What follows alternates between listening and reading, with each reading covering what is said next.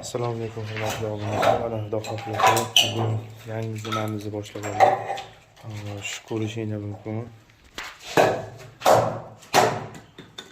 Bu zinamizni chizishda juda qiyin, ko'p qiyinchiliklarga uchradi. Chunki u egalarining planlari juda ko'p o'zgargani uchun mana bu chiziqlari boshqatdan chizishga majbur bo'ldik.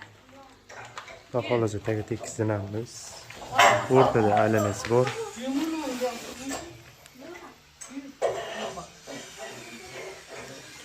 O'rtada 3 ta aylana zinasi bor. Shuni tagini zina deb yuborganman. Bu yoqlarda tagi tekis, tepada 2 kvadrat plashatkasi bor.